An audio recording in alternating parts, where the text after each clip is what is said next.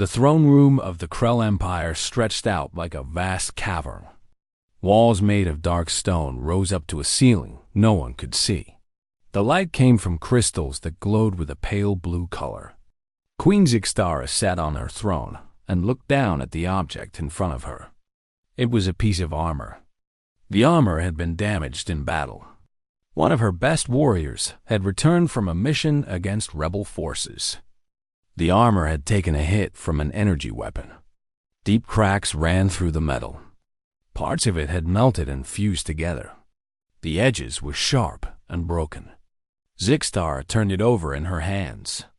Her skin was a deep purple, and her fingers were long with sharp nails. She had been the ruler of the Krell for 30 years. She had seen many things, but this confused her. "Tell me again," she said to her lead engineer. His name was Krellmo. He stood straight and his face showed no emotion. "Your Majesty," Krellmo said, "the damage is beyond our repair. The molecular structure has been compromised. The weapon used was our own design. No armor can withstand that level of energy release. We must discard this piece and create a new one." Zixtara looked at the armor again. She ran her finger along one of the cracks. Then she stopped. She pulled her hand back. "This armor works," she said. It was not a question. Krellmo's face changed. His eyes widened. "That is impossible," he said. "I can see that it works," Zixtara said. She stood up from her throne. "Bring me the warrior who wore this armor." The guards moved quickly. They brought forward a tall Krell warrior named Vexter. He was scarred from many battles. He kept his eyes forward and did not look at anyone. "This armor," the queen said, "you returned with it. It works, yet our best engineers say it cannot work. Explain this to me." Vexter spoke slowly. "Your Majesty, I did not repair it. When I came back from the mission, it was already fixed. I brought it to the engineers. They said the same thing you said. It cannot work. But it does." Zixtara felt something in her chest. Not fear, but something close to it. The Krell did not make mistakes. Their science was perfect. Their technology was superior to all other species in the galaxy. They had conquered 14 star systems. They had made peace with the powers they could not conquer. Everything they made worked the first time. Things that were broken were thrown away. "Who touched this armor?" she asked. "Find every person who was near it." The investigation took 3 hours. The armor had been in the military hangar. The hangar was near the docks where the colony ships arrived with supplies and workers. A guard at the docks remembered seeing a figure working near the armor late at night. The figure was not Krell. It was human. The queen sat back on her throne. Humans. The humans were from the colony ships that had arrived 5 years ago. They were from a world called Earth. The Krell had found the humans to be simple creatures. They could lift heavy things. They could work long hours. But they had no real intelligence. Their technology was thousands of years behind the Krell. Humans were useful as workers. Nothing more. "Bring me the human delegate," the queen commanded. The guards left and returned within minutes. They brought a man with them. His name was Marcus. He was average height for a human, with dark hair and a calm face. The Krell in the throne room made sounds of surprise. It was not normal for a human to stand before the queen. Marcus bowed. He did not know if he should, but it seemed right. "Marcus," the queen said. She knew his name because she made it a point to know the names of all important foreign delegates. "Do you know why you are here?" "No, Your Majesty," Marcus said. His voice was steady. The queen held up the piece of armor. This armor was damaged beyond repair. Our engineers said it could not be fixed. Yet it is fixed. A guard saw a human working on this armor. "Was it you?" Marcus shook his head. "No, Your Majesty. It was not me. It was a man named Patrick. He is an engineer, a mechanical engineer. He works with machines and tools. The Queen leaned forward. An engineer. And this Patrick has the skills to repair what our engineers cannot. Patrick has skills, Marcus said carefully, but not the kind you have. He understands machines differently. He thinks about them in a different way. Bring him to me, the Queen said. Now, the guards moved again. This time, they went to find Patrick. He was in his quarters near the worker district. He was sleeping. The guards woke him and told him he had been summoned by the Queen. Patrick put on his clothes and went with them. He was confused and a little afraid. Humans did not usually go before the Queen. He entered the throne room 30 minutes later. Patrick was taller than Marcus. He had brown hair and a strong build from years of working with his hands. He was 43 years old and had been an engineer for 20 years before the colony ships left Earth. He looked at the Queen and then at the piece of armor in her hands. He understood immediately what had happened. "Your Majesty," Patrick said, and he also bowed. "I repaired that armor." The Queen stood. All the Krell in the room made a sound of surprise. One of them stepped forward as if to protect the Queen from danger. But she raised her hand and stopped him. "You," she said to Patrick, "you fix what our engineers could not fix." "Why?" Patrick looked at the armor again. He could see his own work in the repairs. He had used new methods. Methods that Krell engineers would not understand. "Because it could be fixed," he said. "It was damaged, not destroyed. The structure was still there. I just had to find a way to restore the function." The Queen moved down the steps from her throne. She walked toward Patrick. She was tall, even for a Krell. She looked down at him. "How?" she asked. Patrick took a breath. He knew that his answer might change everything. "I tried things," he said. "I made mistakes. I tested ideas until something worked. That is how humans solve problems. We fail many times until we succeed." The Queen was quiet for a long moment. Around them, the throne room was completely silent. No one moved. No one spoke.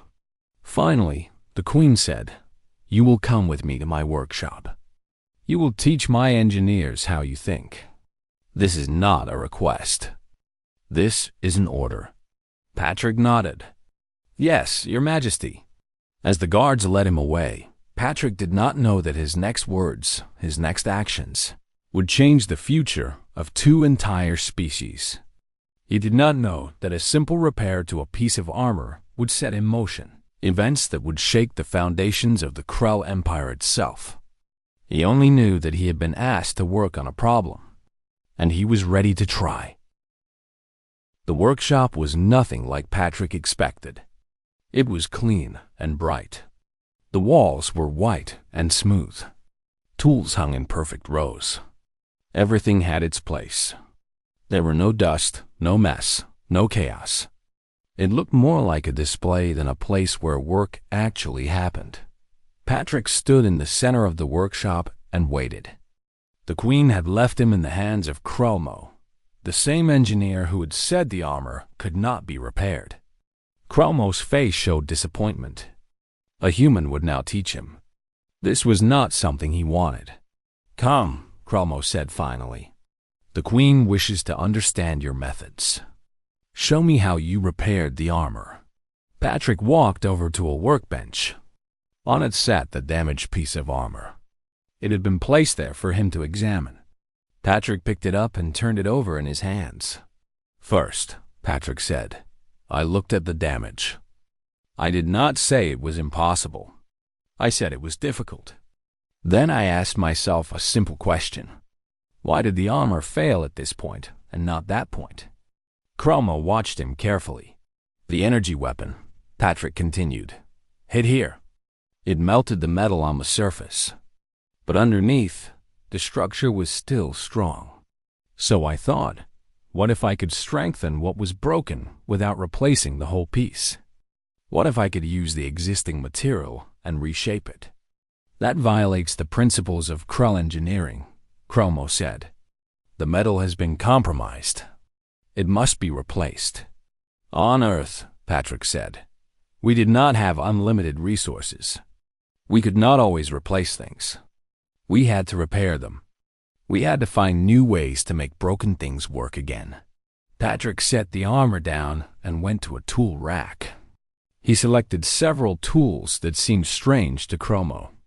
There were rough files and grinding wheels. There were heating tools that did not use precision energy weapons. There were simple metal rods and clamps. I took the broken armor, Patrick said, and I analyzed it. The metal composition, the thickness, the joints. I tested different ways to reshape it. I failed many times. I tried one method. It did not work. I tried another method. It did not work. I tried a third method. It worked. But this is inefficient, Krellmo said. Why would you waste time on failure? Failure teaches you what does not work, Patrick said. When you know what does not work, you are closer to knowing what does work. Humans understand this. We have learned through failure for thousands of years. It is how we survive. Krellmo was silent for a moment. Then he said, "Show me." For the next 6 hours, Patrick worked on the armor with Krellmo watching. He used heat to soften the damaged metal.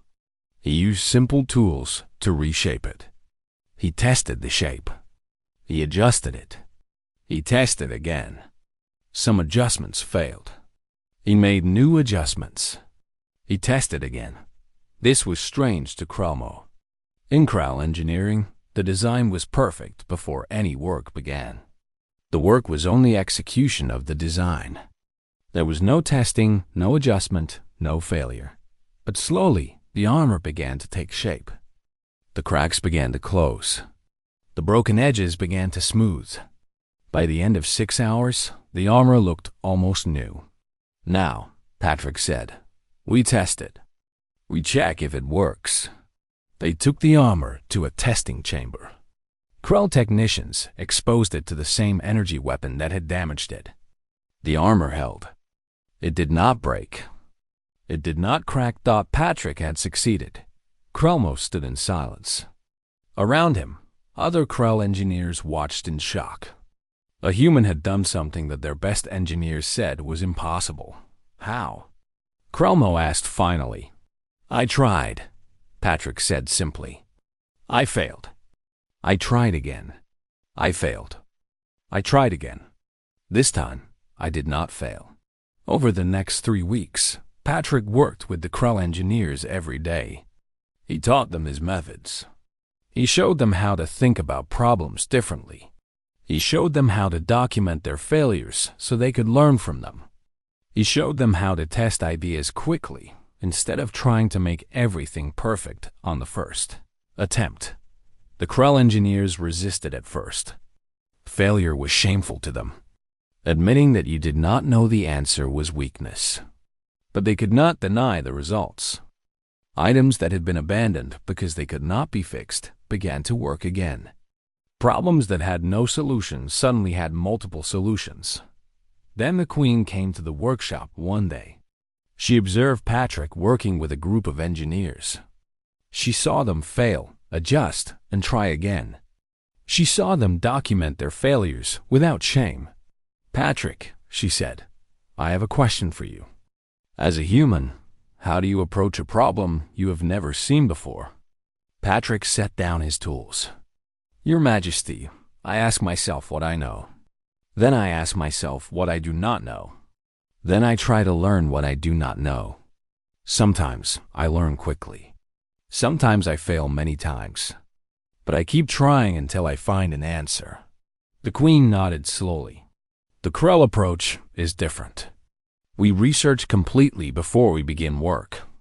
We make the design perfect. Then we execute. Failure is not part of our process. But what if you cannot research completely? Patrick asked. What if you face a problem no one has ever solved? What if your perfect design is not enough? The Queen was quiet for a long moment. Then she said, "Come with me. I have something to show you." She led Patrick and Chromo to a secure chamber deep beneath the palace. Inside were files and images of military plans. The Queen showed Patrick everything. The Krell were facing a threat they could not overcome. The Velroth Empire was expanding. Their technology was superior to Krell technology. The Krell military advisors had run all the calculations. The only possible outcome was defeat. "The Velroth will attack within 6 months," the Queen said. "My generals say we cannot win. Can you help us, Patrick? Can your human way of thinking help us find a solution where there is no solution?" Patrick looked at the files. He looked at the numbers. Then he looked at the Queen. "I can try," he said, "but I will probably fail many times before I find an answer." "Then try," the Queen said. "We have nothing to lose. We will lose this war anyway. If you fail, nothing changes. But if you succeed, we might survive." Patrick took the files. He had no idea what he was about to walk into. He did not know that the answer he found would change the course of history. He only knew that he had been given a problem. And for the first time since arriving on the Krell homeworld, he felt like he had a real purpose. Patrick spent 4 weeks studying the military intelligence. He lived in a room in the palace. Guards brought him food and equipment. He read reports about Velroth tactics, their weapons, their history, and their strategies. He read about Krell military strength, their numbers, and their capabilities. Then he began to see something. The Velroth were powerful, but they were predictable. They used advanced weapons. They expected enemies to meet them in direct combat. They relied on technology to win battles. They did not expect creative thinking. They did not expect someone to fight them differently. But humans had done this for thousands of years. Humans had fought enemies with superior weapons and technology. Humans had survived battles they should have lost. Not because they had better weapons, but because they thought differently. Patrick called a meeting with the Queen and her military advisors. They gathered in a war room deep beneath the palace. Maps of the border regions lay on tables.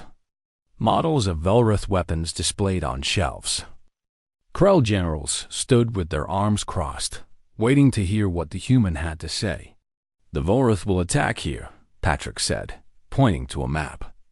"This is the weakest point in your defenses. They will come with heavy weapons and superior numbers. You cannot win a direct battle." The generals made sounds of agreement. This was what they already knew.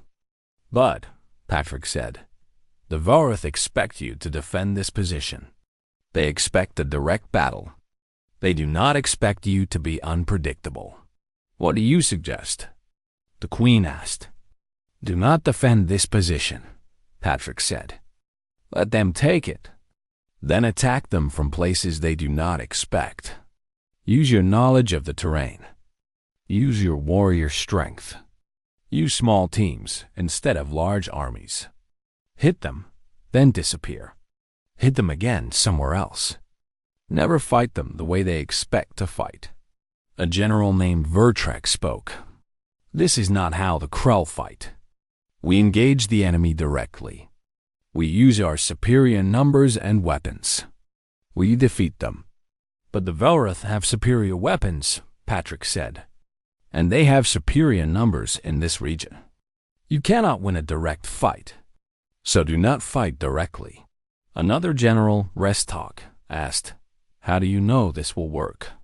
"You have no data to support this strategy." "I have historical data," Patrick said. "I have studied human wars. Smaller forces have defeated larger forces many times. Not through direct combat, through adaptation and strategy." The Queen leaned forward. "Tell us what you need, Patrick. Tell us what we must do." Over the next 2 weeks, Patrick worked with a small unit of Krell warriors. His name was Commander Dreneval. He had 40 warriors under his command. Patrick trained them in new tactics. "Most of your training teaches you to stand and fight," Patrick said in the first session. "I will teach you to move and strike, to be flexible, to change your strategy when something does not work." The Krell warriors were strong and deadly. They were trained in combat since childhood, but they had never been trained to adapt. They had been trained to follow orders and execute perfect tactics. Patrick taught them to think. He gave them situations and let them choose different responses.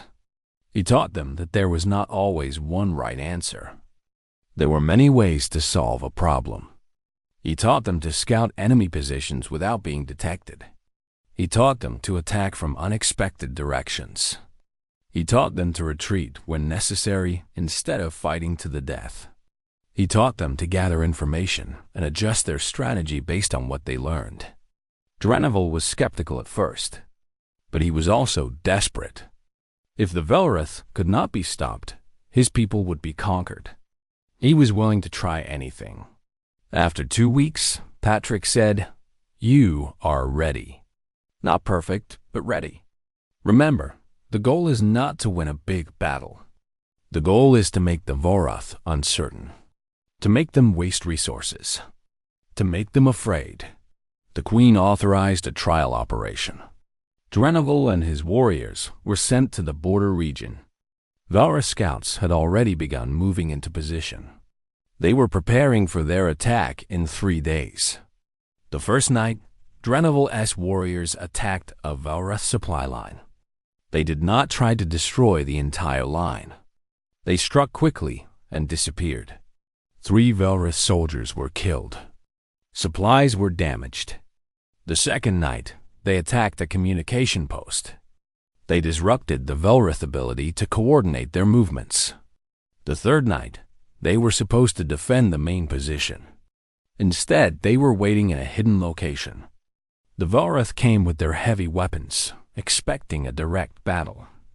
They did not find one. The Krell warriors had withdrawn, but the Velrith did not advance. They stopped. They did not understand what was happening. Their scouts reported that Krell warriors were everywhere and nowhere at the same time. Then Dreneval attacked from the mountains. He knew the terrain. The Velrith did not. His warriors used the rocks and the high ground. The Velrith soldiers were confused. Their advanced weapons were difficult to use on uneven terrain. The Velrith commander called for reinforcements, but his supply lines were damaged. His communications were disrupted. His soldiers were afraid. After 3 days of these attacks, the Vorath withdrew. They moved back to their own territory. They left a message that they would return with stronger forces. But they did not return. The trial operation had worked. The Queen brought Patrick to the main battle plaza and announced his victory to all the Krell warriors gathered from across the Empire. She told them how a human had found a way to defeat the Vorath. She told them that human thinking had saved the Empire from invasion. The Krell people celebrated. Patrick was given honors. Krellmo approached him and bowed. This was a gesture of great respect. "I was wrong about you," Krellmo said. "I thought humans had no value. I was wrong." Over the next months, Patrick worked with more military units. He trained more warriors.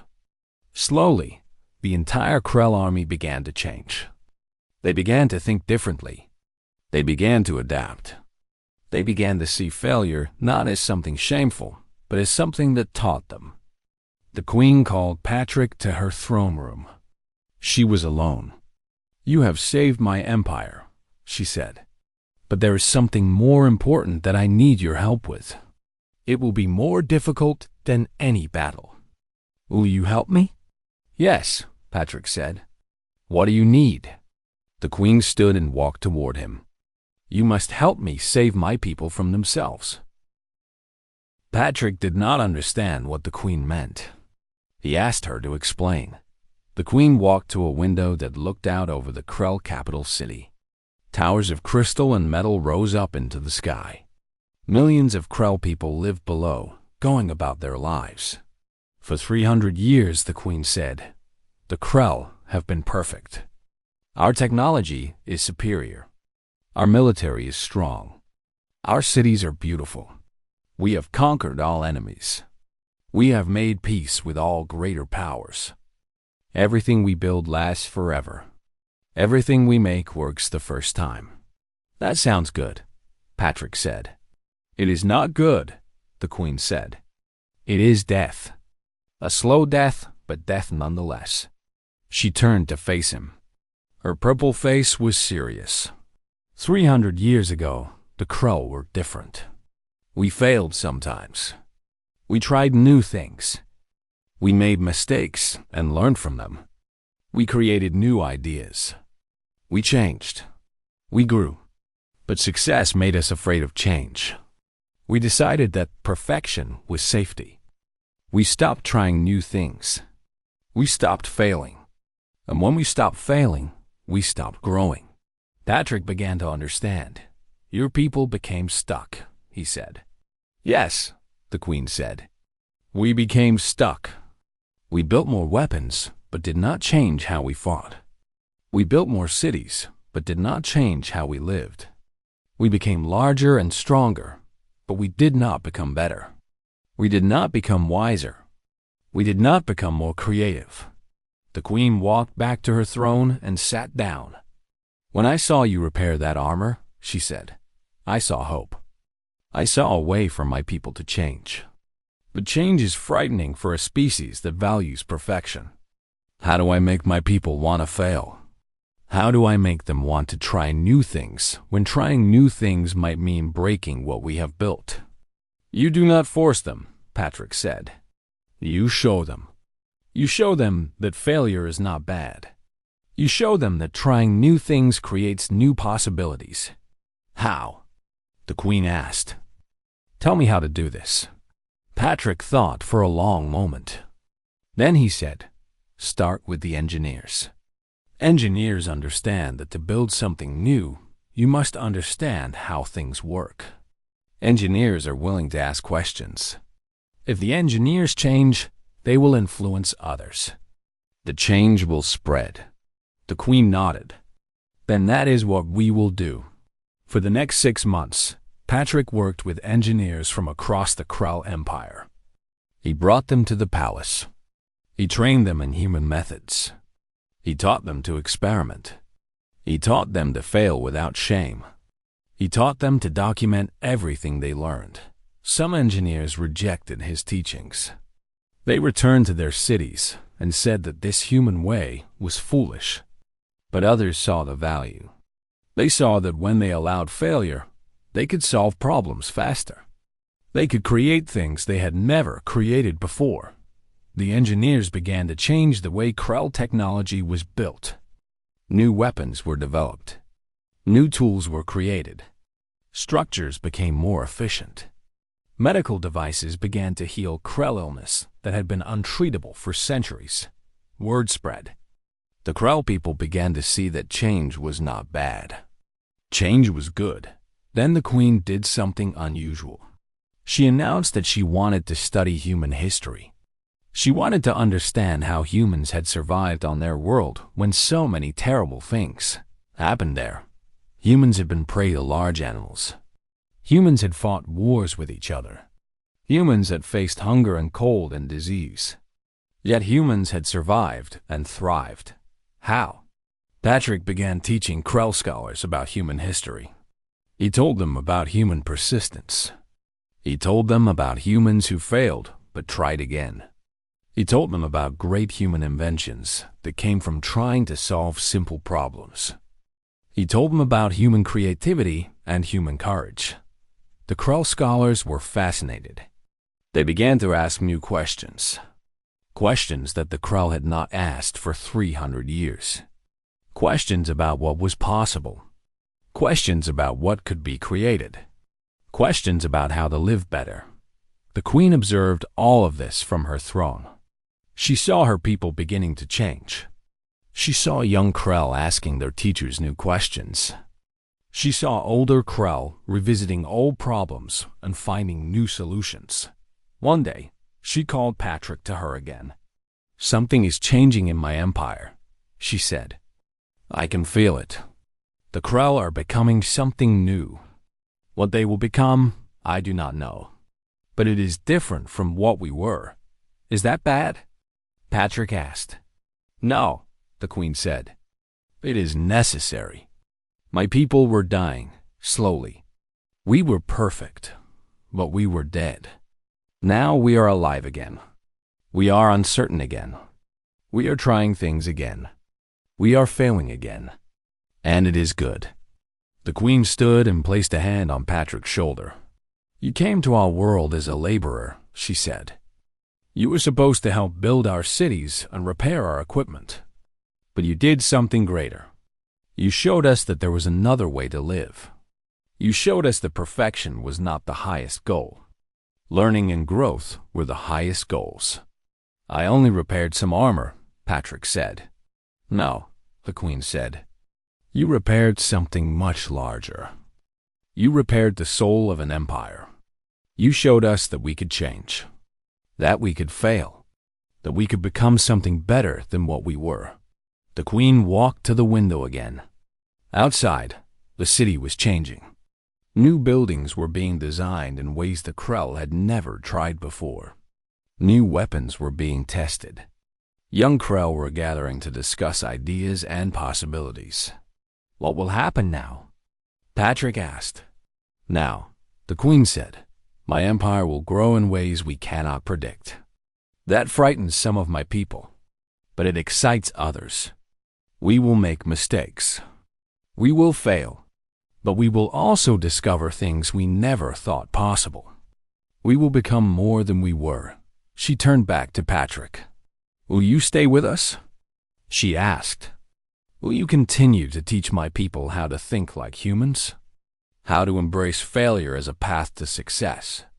Patrick looked out at the Krell Empire. He thought about the colony ships. He thought about the humans who had left Earth searching for a new home. He thought about how maybe this was their purpose.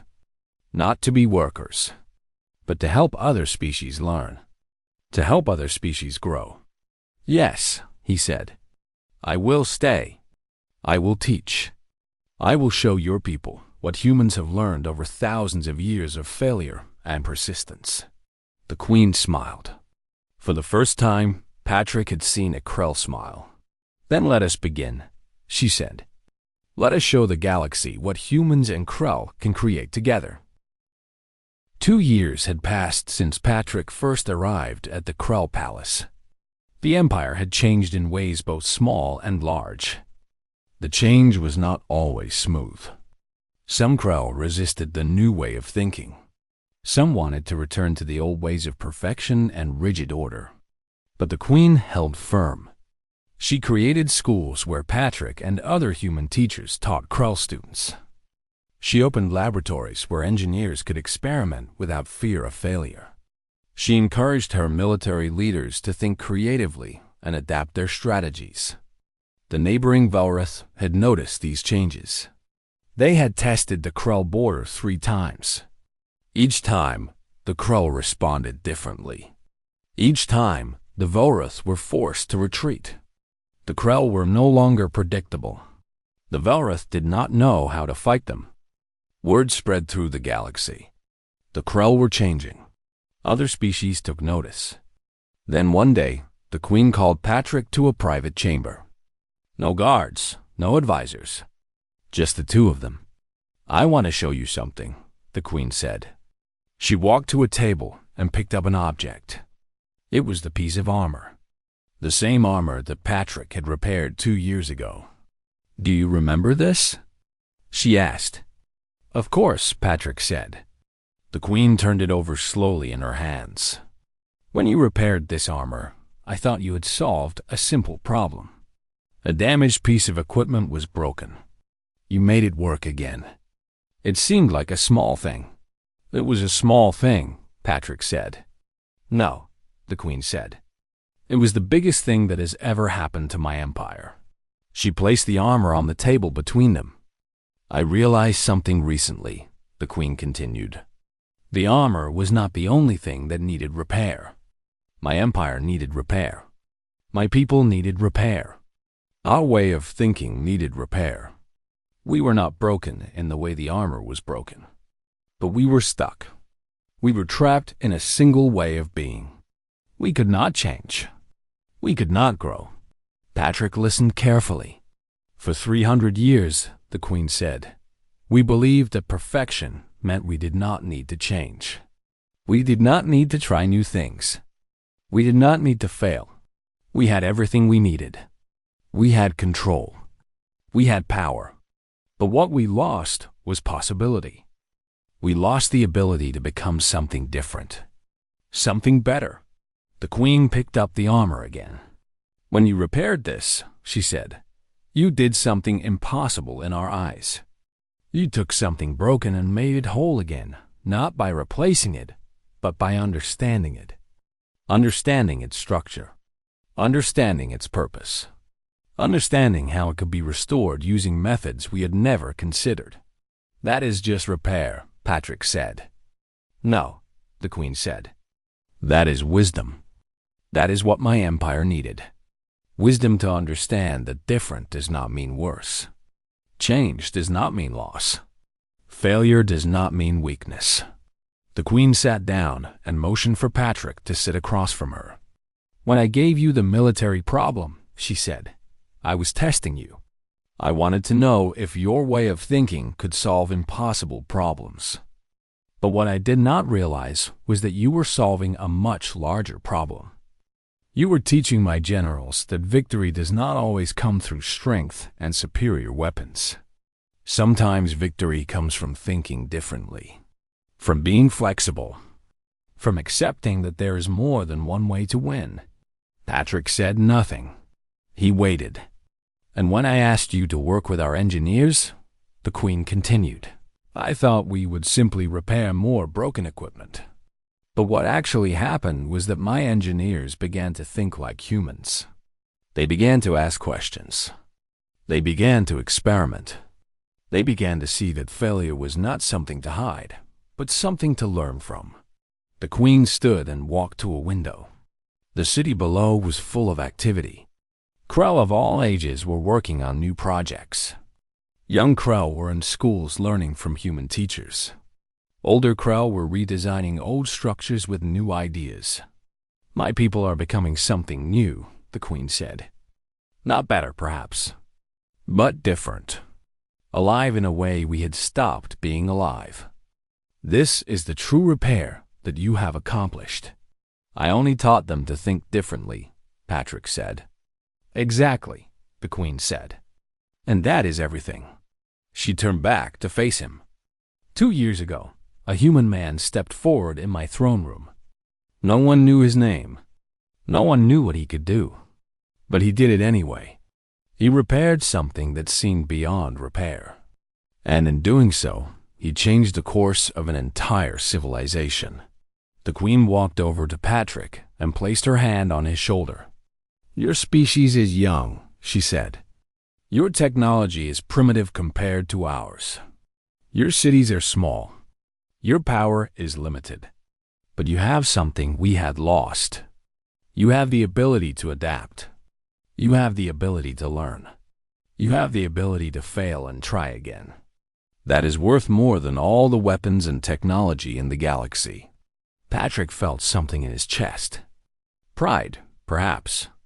Or maybe just the feeling of knowing that he had made a difference. What will you do now? He asked. Now, the queen said, I will do what I have been avoiding. I will make a formal announcement to all the Krell. I will tell them that we are establishing a permanent human presence in our empire. Human teachers will train our children. Human engineers will work in our laboratories. Human soldiers will serve in our military. We will send Krell scholars to learn about human history and human culture. There are many Krell who will not like this, Patrick said. Yes, the queen said. There will be resistance. Some will say that we are becoming weak by accepting human influence. Some will say that we are abandoning our traditions. Some will say that we should return to the old ways of perfection and order. What will you tell them? Patrick asked. I will tell them the truth, the Queen said. I will tell them that the old ways made us strong, but the new ways make us alive. I will tell them that perfection is a cage, and we are finally breaking free. I will tell them that the human who repaired our armor has repaired something far more important. He has repaired our future. Patrick stood. He walked to the window and looked out at the city. Everywhere, change was happening. Not all of it was easy. Not all of it was smooth. But it was real. It was genuine. It was alive. There is one more thing, the Queen said. Patrick turned to face her. I want to send the armor, she said, to your colony ship. I want it to be kept in your most important place. Not as a monument to my empire, but as a monument to what humans can teach us. When your people look at it, I want them to know that their struggle, their willingness to adapt and try new things, their ability to fail and learn from failure is valuable. It is precious. It is the future of the galaxy. Patrick felt tears on his face. He did not try to hide them. The Queen is wise, he said. No, the Queen said. I was not wise. I was stuck like my empire was stuck. But you made me willing to see a different way. That is what humans do. That is what makes humans special. That is why the galaxy needs you. Patrick returned to the human colony ship Harmony 6 months later. With him came the repaired armor, placed carefully in the main hall for all humans to see. He carried with him records of everything. He had taught the Crow. He carried the knowledge that he had changed the future of an entire species. But most importantly, he carried the understanding that small actions can change big things. That one person, willing to try and fail, can teach an entire civilization that a different way of living is possible. The armor sat in the hall of the Harmony, a reminder that repair is possible. Change is possible. Growth is possible. And that sometimes the greatest strength is not in having the perfect weapon or the perfect technology, but in having the courage to try something new, even when you might fail. The Krell Empire continued to change. Not all at once, not without resistance, but slowly the new way of thinking spread. The Krell became less rigid. They became more creative. They became willing to fail. And in failing, they learned. And in learning, they grew. Years later, when humans and Krell worked together to face a galactic crisis, they won not because one species was stronger than the other. They won because they had learned to think together. The Krell brought discipline and power. The humans brought adaptability and creativity. Together, they were greater than they could have been apart. And it all began with a question. A simple question asked by a queen who's brave enough to let go of perfection. Who repaired this armor? She had asked. A human named Patrick had stepped forward. And in that moment, the future changed.